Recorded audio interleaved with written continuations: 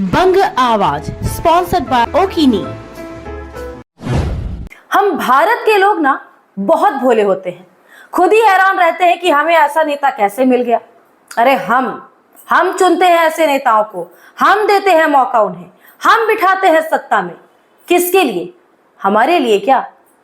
अरे नहीं, वो क्या बेवकूफ है जो चुनाव में इतना खर्च करते हैं? वो क्या बेवकूफ है जो आपके तीज त्योहार में आपको खैरात देते हैं? वो क्या बेवकूफ है जिनका दिमाग हर समय खप रहा है इसकी तैयारी में कि अब क्या करें, अब क्या करें ऐसा कि अब तक जो जनता जनार्दन को दिया है वो सूद समेत कैसे वापस ले, ताकि आने वाले समय में भी मेरी कुर्सी, मेरा पावर, मेरा रौब बरकरार रहे।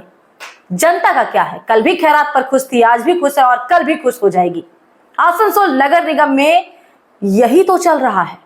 सब मिलकर लूट की योजना को जमीन पर उतार चुके हैं। हम सब लूटे जा रहे हैं और हमें इसका एहसास तक नहीं, क्योंकि बड़े बड़े घरों में रहने वाले, बड़ी बड़ी गाड़ियों में घूमने वाले एक माहौल बनाकर चलते हैं। क्या आपने कभी गौर किया है ये नेतागण अपने साथ झुके हुए सरों का काफिला लेकर क्यों घूमते हैं? ताकि उन सरों को देखकर उनकी हिम्मत टूट जाए जो सवाल करने का दम रखते हैं। आसनसोल नगर निगम में जो चल रहा है वो जनता अच्छे से देख रही है। जनता के पैसों से बनाया गया था सामुदायिक भवन। नगर निगम के कई इलाकों में 30 से 40 और कहीं कहीं 50 लाख तक की लागत से बनाया गया था इन सामुदायिक भवनों को। पहले नगर निगम ही संचालित करती थी, बुकिंग होती थी नगर निगम से ही। गरीब जनता कम पैसे देकर सस्ते दर पर जुगाड़ लगाकर अपने घर के अनुष्ठान और कार्यक्रम निपटा लेती थी। सब कुछ ठीक था, लेकिन ये सब कुछ चुभ रहा था सत्ता में बैठे उन व्यापारियों को जो पद पर थे और है भी, जिनकी नीति ही रही है शोषण की। और गरीब वर्ग तो हमेशा से ही इन अमीर नेताओं के शोषण का शिकार होते रहे हैं। मेंटेनेंस ही तो करना था सिर्फ नगर निगम को इन कम्युनिटी हॉल्स का, लेकिन वो भी नहीं हुआ इनसे। या यूं कहे कि जानबूझकर नहीं किया गया, ताकि इस स्थिति को दिखाकर ही एक बहाना दिया जाए कि क्यों सौंपा जा रहा है कम्युनिटी हॉल्स को निजी ठेकेदारों को। और फिर वही खेल हुआ जो नगर निगम के पार्किंग और होर्डिंग के टेंडर को लेकर अब तक खेला जा रहा था। कम्युनिटी हॉल्स के टेंडर भी उन्हीं के हाथों में गए जो बैठे थे सत्ता में जनता के सेवक होने का चोला ओढ़कर। इन टेंडर्स के लिए ही कई पार्षदों ने खुद या खुद से जुड़े करीबियों के नाम पर शुरू की कंपनी, जैसे वार्ड पार्षद सीके रेशमा की आसनसोल वुमेन्स वेलफेयर एसोसिएशन। अब गुटबाजी का असर तो होना ही था कभी ना कभी, सो हुआ भी। अगर ये नेतागण ये सोच रहे हैं कि वे कंबल ओढ़ करके घी पी लेंगे और किसी को पता नहीं चलेगा, तो ये सोच आपकी गलत है साहब।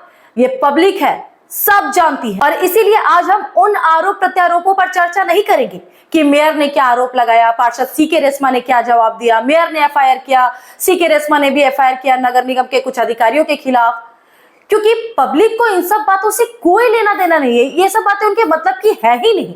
जानबूझकर निजी स्वार्थ के लिए इन परिस्थितियों को सामने रखकर जनता को उलझाने की कोशिश की जा रही है। सही कौन गलत कौन का खेल खेला जा रहा है, ताकि जनता अपने हक की बात साइड कर दे और नेताओं की इस घटिया चाल का शिकार हो जाए।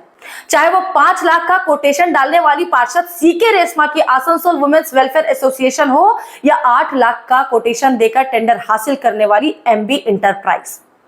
नगर निगम ने सिस्टमैटिक तरीके से लुटवाई है पब्लिक प्रॉपर्टी। सिर्फ देख रेख नहीं होने का हवाला देकर लूट ली जनता की संपत्ति नेताओं ने। हाँ, तरीका जरा पढ़ा लिखा रहा। हर रोज 300 रुपए की दिहाड़ी कमाने वाला पिता एक एक पैसा जोड़कर बेटी की शादी के लिए पैसे इकट्ठा करता है। 15 से 20 हजार रुपए उसे उस कम्युनिटी हॉल के लिए देने पड़ते हैं जिस पर सबसे पहला हक उसका है, उसी के पैसों से बना है ये सब। और उस गरीब पिता का हक कुचला जा रहा है, लगातार रौंदा जा रहा है। सिर्फ मेयर विधान उपाध्याय के समय में ही नहीं, बल्कि उनके पहले भी जिन्होंने पदभार ग्रहण किया था, जो लोग पावर में थे, उनकी भी यही गरीब दमनकारी नीति रही है, जिससे इन नेताओं ने बनाई है करोड़ों की प्रॉपर्टी। और इसे ही बदलने के लिए परिवर्तन हुआ, पर जनता की परिस्थितियों में कोई बदलाव नहीं आया। वे कल भी शोषित थे, आज भी शोषित है और शायद आगे भी रहेंगे। रही बात विरोध करने वाली पार्टियों की, तो यहां कोई राजनीति नहीं कर रहा है, हर कोई कूटनीति कर रहा है, अपनी रणनीति से चल रहा है, और वो भी जनता के खिलाफ ही। अब जनता कैसे करेगी इन सब का हिसाब? क्योंकि जो वार्ड 23 में चल रहा है वो तो सिर्फ एक उदाहरण है, पूरे शहर में यही स्थिति है।